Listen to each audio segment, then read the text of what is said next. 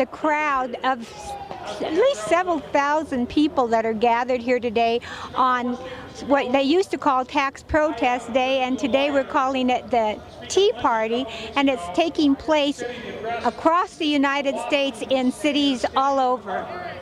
And they've all been here at the Tea Party event today. Your impression?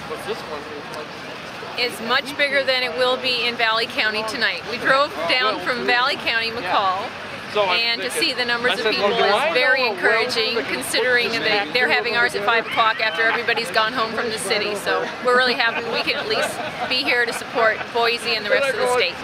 What are your impressions, Todd, and what are your main concern about what's going on in government today? Well, the impression is a great turnout. The problem is we're getting taxed and licensed and regulated at every level, federal, state, local, city, and county. And nobody's getting the message yet that we have to stop creating more ordinances, even on the local level, so that we can survive. Raul, as a state legislator, what's your concern? Well, my main concern is that we keep allowing Washington, D.C. to dictate what we're doing here in Idaho, and I think we need to be better than that. I think we need to remember, as a Republican, I think we need to remember who we are. I think one of the main issues that happened in Washington, D.C. is that the Republicans there forgot who they are and what they stood for. What are your thoughts about the Republican-dominated state legislature accepting stimulus money? You know, that's a good question. The question that all the legislators had to think about is that you as a citizen were going to have to pay for that stimulus money anyway. So what would be the responsible thing to do? To allow you to pay back on that without accepting it or not? And I think the governor decided that he was going to go ahead and accept it as long as it didn't create new programs. And I think he tried to find a compromise. Okay, thank you. All right, thank you. Oh, bless your heart. Good for you. You ready? You bet. Okay. Both of you stand together. Hey, I want to know what you got it turned on. Are we ready? I want to know what's the matter with the conservatives. They fall right into line with this vocabulary thing. The liberals are calling pork earmark. It's not earmark, it's pork. And they ought to quit that. What's the matter with the conservatives? They're a little intellectually constipated? Well, to your left and to my right is Representative Robert Schaefer. As a conservative, I heard him the other night. Yes. He did a good job, too. I don't know whether anybody paid attention, but I hope they did, because he said the right things. He gave Butch Otter a kick in the pants. Oh, my heavens. Me do something like that? No, I agree with Ralph. It's pork. Pork is pork is pork. I don't understand why we play the name change games in this country, along with those who insist on doing things like that. They want to make it so it's more palatable, so they change dirt to something else, and it's not dirt anymore. Well, the conservatives are not into vocabulary. They should be, because the liberals beat us to death, or almost, with vocabulary. let me ask you, Representative Schaefer, what you think the proper role of government is. It's not what we've got now, I'll tell you. It's a much smaller role, and it doesn't take. I saw a thing the other evening. I haven't been able to see it all, but it's about the Fed. The Fed is doing something wrong. IRS. The 16th Amendment. I knew that years ago was never passed, but I've never found properly passed. So the proper role of government is totally different than what we have. Well, we've got an improper role of government functioning right now because they're taking people's income. Well, you take too long. Then why don't the conservatives wake up? Well, I think you're going to find people are waking up and they're getting darn tired of it. I tell you what the proper role of government is, Elizabeth, is to stay the heck out of the way. That's what the role, and they should protect private property.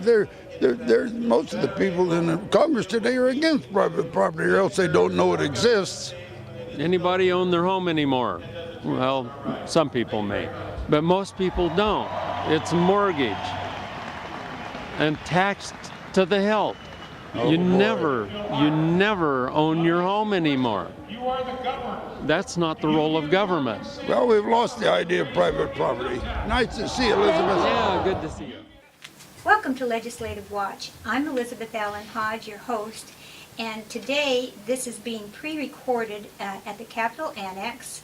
It's actually the 15th of April, and today we had our first, hopefully annual, Tea Party, and there are several gentlemen in that I will be interviewing as my guest today. First we have Rick, is it Needhanger? Good job. And he's with Sons of the Republic. Actually, we have three gentlemen from Sons of the Republic. Ron Nielsen and Gordon Sills are here as well. We also have Brian Fisher with the Idaho Values Alliance, and Dwayne McMurdy, who is with the Campaign for Liberty, and a member of We the People Foundation, Idahoans for Liberty, and the Republican Party. And then we have Al Treese, who is actually the organizer of the Tea Party. And so my first question is for Al. And Al, I wonder if you could give us a little bit about your background and how you got started, and just let us know what really got you going on all this. My background is in business. I was in the copier business for nearly 23 years. Became self-employed in '92. Began a copier dealership in Northern California where I was living at the time from the ground up. Moved back to Idaho in '97, having been raised in the area, and did it again. Only this time I focused on laser printers and toner cartridge remanufacturing. Did a career change a few years ago, and I now trade foreign currencies, known as the Forex. I also do foster care. Been on Facebook for a little over a year, I'd say. Always been politically attuned, but never politically active at all. And but I've been using Facebook somewhat as my soapbox on issues that I care about, and as they come up. And one of my friends saw some of my commentary, and they forwarded my contact information to one of the leaders in the national Tea Party movement out of Washington. There's two primary groups of organizations of Tea Parties in the United States. One is the National Tea Party, which I am one of the organizers for Idaho. And then you have the New American Tea Party. After I decided to go ahead and take on the Idaho branch of the National Tea Party, I found out that there was a New American Tea Party group in town. They held an event, a Tea Party demonstration, February 27th, and that's when I became familiar with Jim Escobar and Brendan Smythe. And my partner, Tom Lehman, and I decided that we would join forces with those two gentlemen so that we could be a united front, speak as one voice with the common cause, and to be more powerful. So that's how I ended up involved. So Al, you must be very pleased with the turnout today. We were extremely pleased with the turnout. We had anecdotal evidence that we were going to have the turnout that we did. We believe that the actual turnout was squelched fairly substantially because of the weather reports, and in fact the weather in some of the surrounding areas was fairly severe. We were expecting 40-mile-an-hour winds, so we're sure that suppressed the numbers that actually turned out. But we had roughly 3,000 people that showed up today, and regardless of the weather, and so we were extremely happy. I'd like to turn to some of the other gentlemen that are here today representing different organizations. Brian Fisher is the head of the Idaho Values Alliance. Brian, tell us what your organization is about and your part in all of this.